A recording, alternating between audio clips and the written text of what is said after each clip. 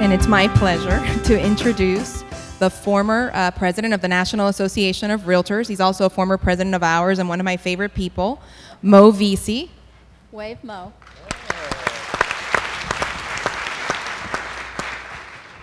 And it's my pleasure to introduce the very charismatic and fast-talking Mike Pappas, CEO and president of the Keyes Company, celebrating an anniversary and a new brand.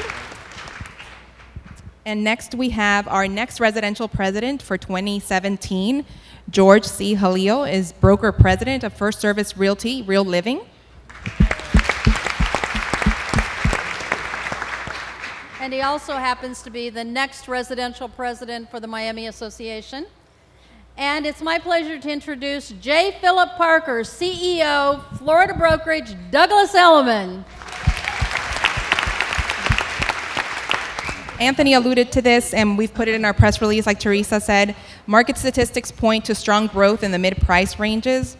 How do you compare the luxury market to the mid-price range and lower price ranges? What is the current market performance? I heard what Anthony said, and I'm excited about the opportunities that he presented. I think he framed it differently than most people frame real estate today, and that is as a positive investment. I'm gonna predicate.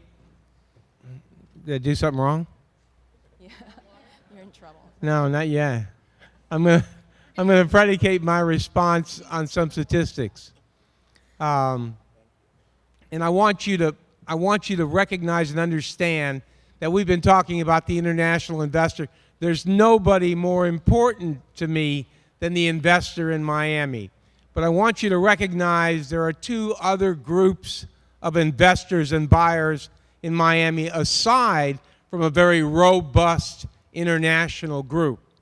That is 75 million baby boomers, my age and younger, between roughly 50 and 70, who have at least one more real estate transaction, upward inclined real estate transaction in their pocket, and at least one more or two more sideways or downstream real estate investment style or home buying opportunities. Couple that with 85 million millenniums between the ages of 18 and 35 just beginning to get involved in the real estate buying and renting system, and you're talking about 1 out of every 2 people in this country that are going to be involved in the real estate market over the next 10 to 30 years. That's an enormous number of potentials. I've said that simply to predicate that while there is an enormous opportunity for luxury marketplace style properties, that because of a lack of new construction, especially in growth areas like Miami, the mid-price property range, the stuff that you and I sell for the most part, is going to be very difficult to find and probably one of the most appreciative property values over the next 10 to 30 years. I think we'll just follow along in the order here. And I thank you for having me. And thank you to Anthony and for the association for hosting this very important meeting. I think knowledge is power. And I think one of the weaknesses that we faced as Association of Realtors is really knowledge as it relates to the specifics, the facts, the details, what's really going on in this market. And I think that message that has been sent out by the media, the inaccurate message has been delivered by Anthony and by our former panelists, has to be carried with a banner by all of you. In the meantime, what we're seeing is the people that are moving here and living here and working here and coming in for all those jobs, they're still working in this market. They're still buying the real estate. So we see that midsection moving with greater velocity, moving with greater numbers and a much quicker pace. And I think that will continue. We started off the year with a very damaging very damaging stock market in the midst of a very complicated election year, and I think all of that kind of put the ultra high net worth, the high net worth buyers in a pause mode. And it's a consistent flavor. We've heard everyone talk about this pause, and we've heard everybody talk about the robust power of this market. And ultimately, I think what we'll see, and in fact, Ron from EWM mentioned previously on a panel, if you get an opportunity to list a property in the 500,000 and below market, take it, because it's going to move quickly. At the same time, I think we need to be strong and effective and passionate about all the things we've heard today about the real strength in this market, the opportunities that the luxury market will provide, and frankly, if you're working with buyers, get them to make a move, and if you're working with sellers, get them to be price sensitive so that we can continue the velocity and take advantage of the opportunities the market presents. Thank you. Well, this is the beautiful hotel that for the last 20 years we hold our international congress here, and people from all over the world, realtors, come to visit Miami. About 2 years ago, it was pointed out to me that this hotel, built in 1926, was always known as the Biltmore Coral Gables. If you look on your tables at the pens and the pads, it is now Miami-Coral Gables. So the Biltmore marketing department knows something, and that is what we know, that Miami is a brand. Miami is a worldwide brand. And I was so happy to hear Anthony and Teresa comment on Europe, because I do want to take a minute and just talk about Europe. In our Coral Gables office, especially France, in our Coral Gables office, we had, about a month ago, a young couple come in. They own a bakery that's also a restaurant in Paris, which they have just sold. And they traveled they have 2 young kids. They traveled to New York, Los Angeles, Austin, Houston, and Miami for about 6 months to decide where they would come to raise their children, put their business, and buy their home. And they were very, very specific. They said, we love New York, but the weather and the taxes are very fun. So the Los Angeles, also California, very, very high taxes, but they liked LA. Austin, and these are their words, not mine, very American. Texans are very proud, and she says to our agent, you know, we are an interracial couple, and we and my children never felt so comfortable anywhere in the world except for Miami. Miami, for us, our kids, nobody looked at us, nobody stared at us. These are intangibles that we know intuitively about our beautiful town that's hard to put in a statistical report. You know, I visited with my wife New York recently, took a tour of the UN, and I told my wife, you know, if I close my eyes, I'm in Lincoln Road or Dadeland Mall, because the languages that are spoken here and the welcoming that we show people out of this country is amazing. So she said something that I want to coin is, how does Miami make you feel? And that's very important because, as we know, especially residential, it's an emotional purchase. And for her, she said to her husband, how does Miami make you feel? And the word is welcoming. So they want to bring their children here, their business here. By the way, and we can talk about this later, they're using the E2 visa, and it's a very good way, and you guys should go on Proxio and get referrals, because Teresa is a globetrotter, and she's making partners all over the world. Thank you. Jeez, well done. Yeah, it's interesting. You've heard a lot, and it's an honor to be here. I was thinking there's 40,000 associates in the Miami board, and the smart ones are in this room. Give yourselves a round of applause for coming. I mean, the earlier panel said you need knowledge and information. I think we got a wealth of it here. I don't want to repeat what we've already said, but listening to the panel right before, I love living in Miami because it's so close to the United States. I mean, I was born here. My dad reminds me I wasn't born in Miami. I was actually born in Hialeah. He said I could have born in Puerto Rico or Houston, and he chose Hialeah for me to be born. He said, so really there's no question that. How many of you were born in Miami? Yeah, give yourselves a round of applause. I mean, you know, us and the 10 other ones that are here. How many were born outside the United States? Yeah, God bless you. Wow. I love it. You know, I mean, any Northeasterners here? Yeah, and any nice Midwesterners? Yeah, Mo. You know, So it is exciting. And we talked about the millennials. I have 5 children, believe it or not, 4 daughters and a son. We didn't do it in that order. I'm just a dumb Presbyterian, married my high school sweetheart. My father said, "What did you know what was happening?" I said, "I think I figured it out." So, and the reason I say that is what Mo said. We have 3, they're 24 to 32.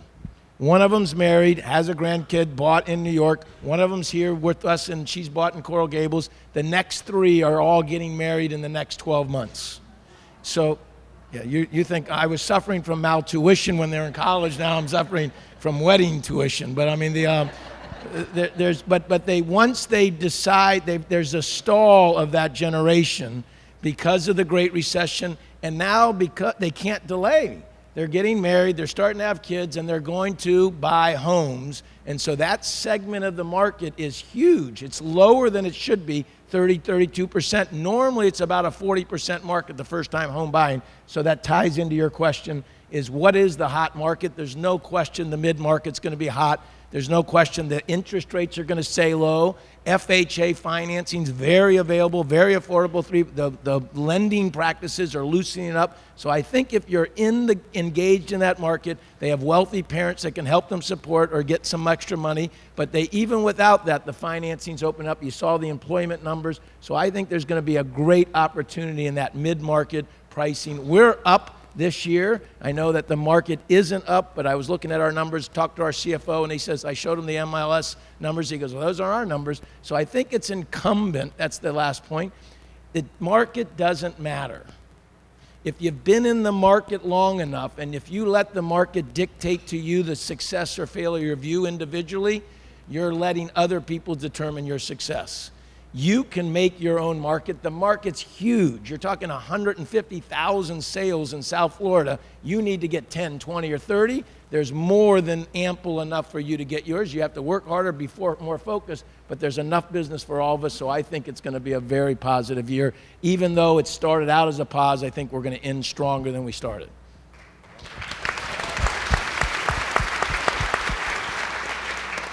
Maybe we should just quit while we're ahead. We heard from the developer reps who also, I didn't mention, each have very robust real estate companies for resale. So their perspectives were from both standpoints. But because international is such a key part of who we are and our buyers, I'd like to know what you guys see as who's buying internationally, and are there emerging markets that you've identified or think should be addressed? Sure. Miami did a phenomenal job of marketing both commercial and residential properties across the board early on.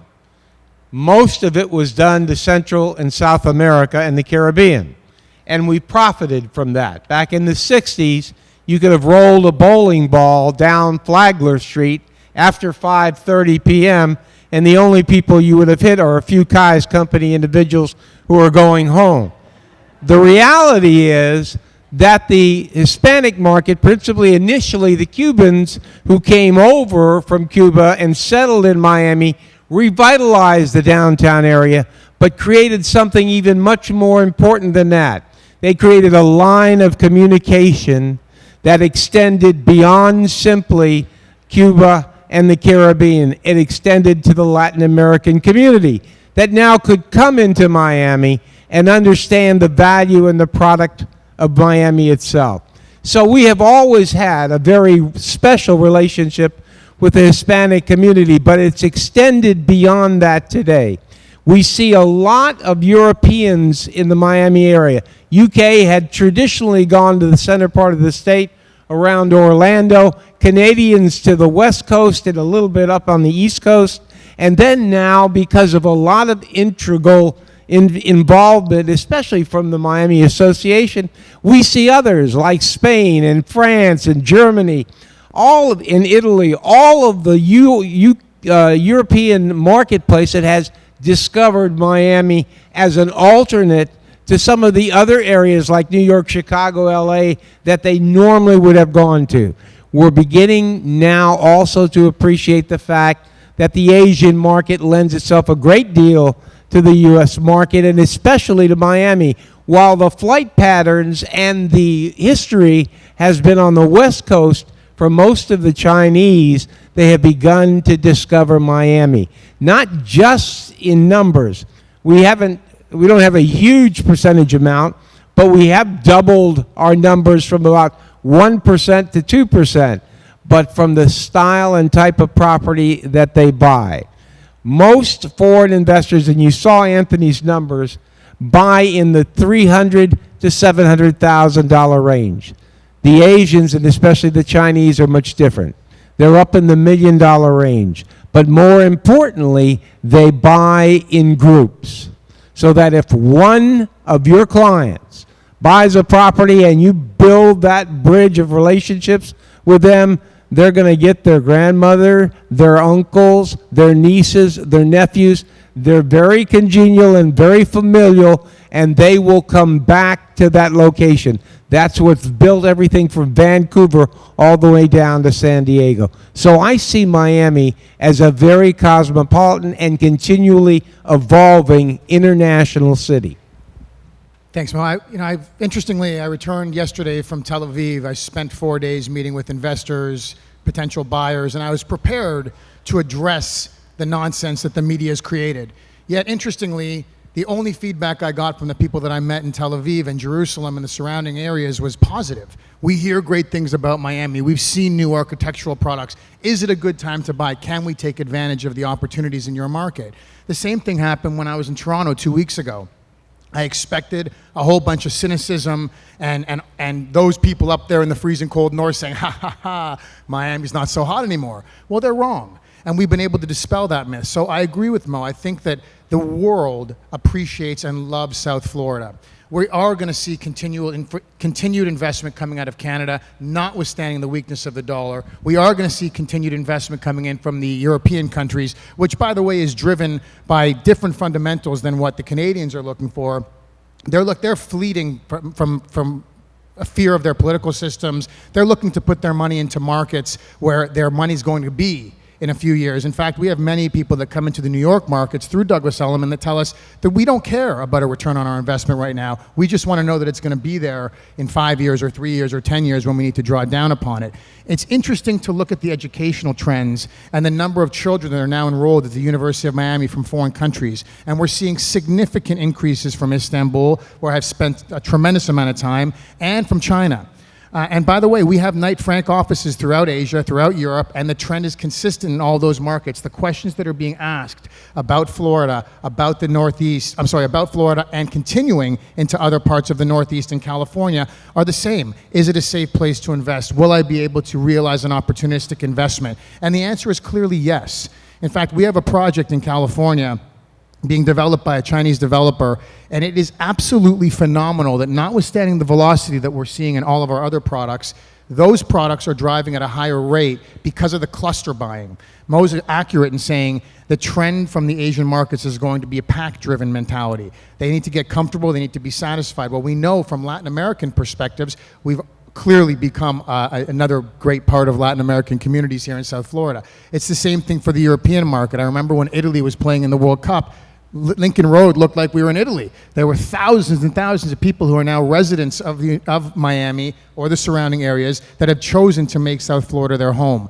I expect the trend to continue, but most importantly, it's incumbent upon all of you to know the facts, understand how to counter those comments when the Wall Street Journal or other media reports say that we're in a meltdown or a crash is looming. We clearly know that's not the facts, and hopefully we'll be able to disseminate the positive media and the positive statistics from today's event to counter that negativity. So Teresa's question, where are the foreigners coming from? My question, where are they not? So about a year ago, Claudia, one of our agents up in our Pembroke Pines office, took a Iranian family, sold them 2 houses, one in Weston and one in Miramar, and then found out that the uncle wants to buy a gas station. So now she's working with a commercial, well, back then she worked with a commercial realtor. She got a referral and sold him a gas station in Miami Beach. I had an agent about 3 months ago, that was visiting Vietnam. And I said, Vietnam? So I I sent an email to Deborah. I called the board, and sure enough, Teresa and the board have an agreement with Vietnam. So my agent, imagine an agent that's fairly new in the business, and he's going on vacation because his girlfriend is over there and wants to visit his girlfriend. And he comes and he says, is there anything do we know anybody over there? He's thinking of another real estate company, right? So I go, I don't think so, but let me find out. So Teresa and Deborah say, look, why doesn't he visit the president of the Vietnam Board of Realtors, take some pictures, and let's see what happens. So the board put together a little gift package of some things from the board, from here, from Miami. No, not coconuts. And I don't think he would have been able to get that in. But so he went over there. He met the president of the board of realtors in Vietnam. She introduced him to 2 or 3 realtors down there, and now he's got a referral business. It's not a lot, but he's had at least 1 or 2 customers. So, yeah, where are they not coming from? We should give Teresa a round of applause. She's one of the top industry leaders. I mean, great story to be able to hear the threads. I mean, I was at a seminar, as you're hearing, heard 3 billionaires speak, Wilbur Ross, Bruce Berkowitz, and Eddie Lambert. And this is about 2 or 3 years ago, and I started thinking, they all said they bought houses here in South Florida. And I thought, as you say, where are they coming from? We've moved, and I think if you've grown up here, which I have, from a home that wanted to be great, a city that wanted to be a futuristic city, that we really are a world-class city now. You're getting the financial individuals. Bruce Berkowitz runs Fairhill Homes. He said everybody's fixated on real estate here. I like to come here because I can do finances. And you say, where's the money going to come from? From those individuals from Wall Street as they come down. That's the tie-in from New York. So I do think not only are you getting international money, you're getting the Northeast money flowing in because of the 13% taxes in California and New York, that you don't have taxes here for our state. The other issue that I heard at the same seminar, they said that the financial capitals of the world yesterday were Hong Kong, London, and New York. And they said that the new financial capitals of tomorrow, if we're looking into the future, are F and F cities. And I thought, what are F and F cities? And they said financial and fun. And they said Singapore, Dubai, and Miami. So I think there's no question the future is very bright. You got the Panama Canal. We don't have to talk about that. The cargo coming. There's just so many things that are happening. We have become a world city. The last story, we talk about associates. We have an associate in our Doral office, Miyuki, and I think about that. You say, where do you get what I think and what we tell our people is whatever nationality you are, work that system. People like to do business with people from their same culture. So we have a Japanese woman. I've never seen Japanese buyers, but she sold $40 million of new product out in Doral to Japanese investors at 5% commission. Do the math. She made over $2 million in one thread of families and friends coming on in. So there's no question that we are an exciting time. And they're renting the homes and renting the properties, or these luxury properties. By the way, I just wanted to add, it's interesting as we sit here in Coral Gables, we have a client that is developing some significant single-family homes in the Coral Gables market, and he's from a hedge fund. He ran a hedge fund in the Northeast in Connecticut, and his words to me were, I speak to my friends in Connecticut, and they ask me, where should I live in South Florida? Tell me about the markets, and Coral Gables is something they've never heard of, which is phenomenal when you think about it, because Coral Gables is so much more like the communities they're used to living in Connecticut or the outskirts of New York City. So we're in our infancy. This is just the beginning of this exciting time for South Florida. And I think that, like has been said on this panel, people are going to continue to come here from all over because we offer more than any other city in the United States. Next question. So other than Hialeah, which Anthony referenced was really hot, and Teresa and I were looking at Realtor.com data a few weeks ago, and we saw the same thing. What other neighborhoods or areas do you see the most demand in? I think I'm going to give you 2 statistics, and I'm going to answer your question. The first one is, relatively speaking, we have had the worst real estate market ever in 2008 and 2009. It wasn't the worst recessionary period, but for real estate, it was incomparable. Nothing had ever touched it like that. So I went back to Lawrence Yun, who is our chief economist at the National Association of Realtors, and I said, how long does it take to get out of a really deep recessionary cycle in a specific area of the economy? And he looked at me and he said, I don't want to tell you. And I said, well, why not? And he said, because Americans don't like waiting for success. And that's really the truth. And I like that. I like that a lot. And I said, well, that sounds a little bit ominous. He said, look, in 1929, the entire economy tanked, including the real estate market. It took 20 years to extract ourselves from that recessionary cycle. But we've got some other things impacting us now. We've got a smaller globe. We've got communication that really allows us to advance ourselves at a much more rapid rate. So instead of 20 years, 15. If the bottom of the recessionary cycle in this country was 2009, you do the math. We still have about another 6 to 8 years before we get to an even keel number. Can we quote you on that? You can quote me on that. I truly believe, given the numbers that I gave you with the boomers and the millenniums, not including the investment criteria that's coming into this country from outside of our borders, all of the old money, all of the new money, even some of the funny money that still comes here. The reality is, you couldn't be in a better place at a better time to apply this profession than you could in Miami, Florida, and the entire Southeast Coast. What product do I think?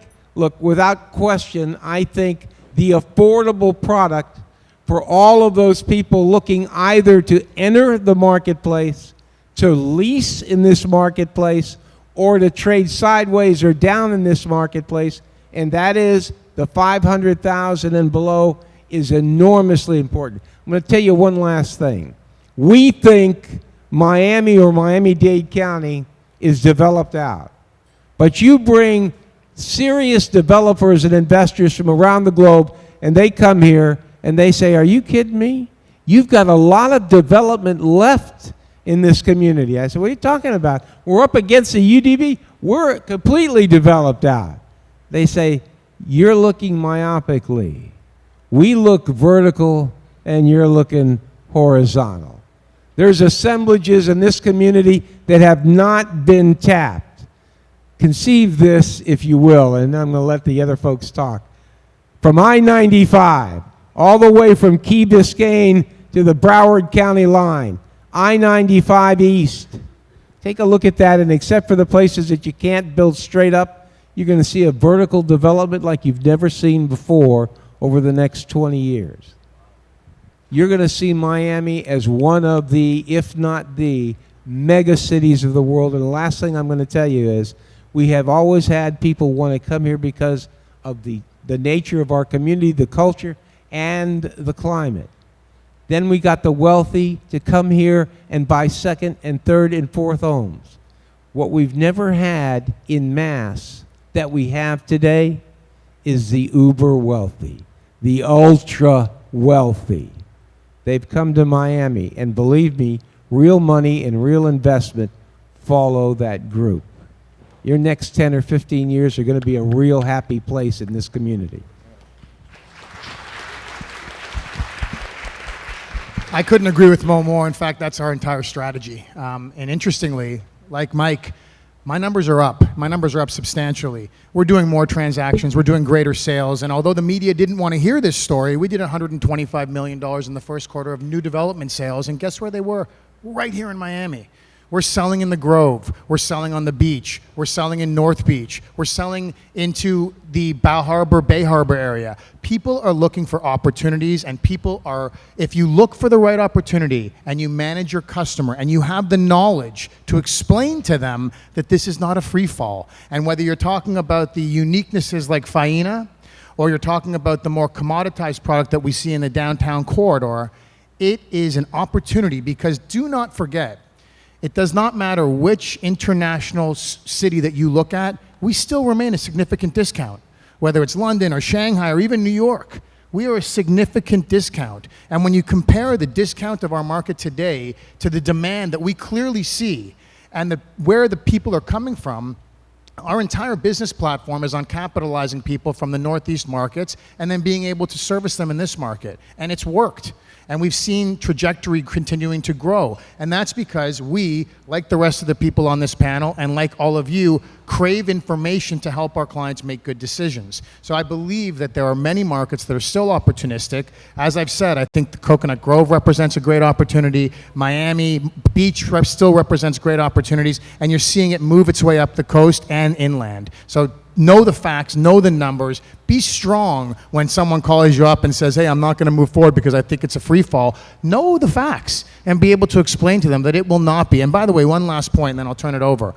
Interestingly, I've received, and I've shared with Alicia Cervera, I've received 3 different calls from institutional investors looking to capitalize on any opportunities that we see in any of the development markets. So when I have institutional money saying to me, hey, just let me know and I'll jump into it, that says to me that they're following Anthony's reports and they know that any slowdown is going to be short-lived. And in real estate cycles, it's not a question of is it going to go up or is it going to go down. It's a question of how long is that cycle going to be. And if you're not clear after hearing everybody today that this cycle is going to be extremely short and we're going to see the trajectory move right back up, you should be reading those reports a little bit more clearly and turning to your leaders for advice. So work hard and embrace the opportunity. So the question, very good. So the question, what areas? There's so many, but I'm going to just tell you a little bit about West Kendall. Not too many people talk about West Kendall. It's not glitzy, it's not Coral Gables, it's not Miami Beach. But last night, I found out that West Kendall in the last 12 months went up 14.5%, and in the last 3 months, it went up 6.5%. Now, how do I know that? We're getting ready for this session. If you read the Herald, the article that came out 2 days ago, a couple of our members were quoted there in that article. The Herald said that properties went up in the last 12 months 7.7%. But that really doesn't do a realtor much good to know that, because we all work in neighborhoods.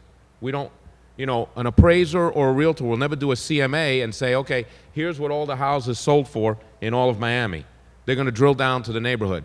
Now, how many people have heard or ever used a 1004 MC? Yeah, that's about right. Our board, our wonderful, wonderful board, gives us some of the greatest tools. There's a little small treasure that takes less than 3 minutes to use in Matrix. You just go to, and this is not a Matrix class, so I'll make it quick. I'll just make it quick. You go to Market Reports, go down to the last report. It says 1004 MC. MC stands for Market Conditions. It takes you 3 minutes. I just pulled, and I'll tell you right now, this was last night at about 12 o'clock at night, just to share it with you guys. In that Kendall area, which is not, really a big deal. You go in there, you can put in the neighborhood, you can drill down to the PUD development, or I put in a zip code. So medium comparable sales, 280,000 7 to 12 months ago, 299,000 4 to 6 months ago, and current to 3 months back, 219. That comes out to a yearly of 14.1%. Now, that's really good when you sit with your buyer and your seller and you can actually give them information that they cannot get from their phone. They have to go to you, to the professional, and the board gives you this. And if you want more information, here's a little commercial. The District 4 is going to be in Key West, the conference. It's beautiful. It's fantastic. And I'll be teaching more of that if you want more. Okay, so this is a real great book. But you can use it today. You can use it today. We usually give $2 away when somebody gives a good idea, and I don't have my $2, so here's a $20 for that. That's your money. Tell them I don't give it back. You know, I got my $2 bill framed, Mike. It's yours, George. So that was my answer. If you're going to chase the hot markets, you're going to lose. So it's not where the hot market is. It's the markets where you're at that you should be the best at. And I think George just showed that, is if you know your local market and you know the local knowledge, there's enough market for you. It's all about database management and collecting names and building relationships and working those relationships well. And if you do that in that individual basis, you'll be very, very successful. And last, we've been giving you, obviously, I feel like we're, that we're going to pump you up. I mean, this is kind of like an exciting thing. After we go back, everybody's going to get depressed. But there's no question that we're very excited about the market. But the reality of the market is there is a pause. There is more inventory. There is more pricing, property sitting on the market longer. And so what we're telling our people is you've got to be more proactive in your communication. The worst thing you can do in this market is to avoid your seller. If you avoid your seller, they're going to let it expire and go with somebody else. But communication by an associate is critical, giving the information, update information consistently through all the Realtor.com, all the traffic that they're getting on the internet, and giving the reports and information. And then the number, you've heard the old story. I mean, what's the 3 advantages? The best to be the first son, the second wife, and the third realtor. Have you ever heard that? I mean, so if you don't reduce prices, and if you can't get your seller to reduce prices because their expectations are so high, they're going to expire, and the next broker will get it because then they'll say, okay, you're right, the market told me, now I'll come in. And if they're motivated, I do think if you heard our economist, he said they're not going to be double-digit price increases. So if there's only a 5-6% price increase, and you look back and people are expecting 20%, then reality, and that's what we get paid the big bucks for, is by taking the process, listing the properties, working them down, and basically then making it saleable. And at the closing, even though they're paying you a big commission, they hug you and they love you because they want one success, which is sold. Wow.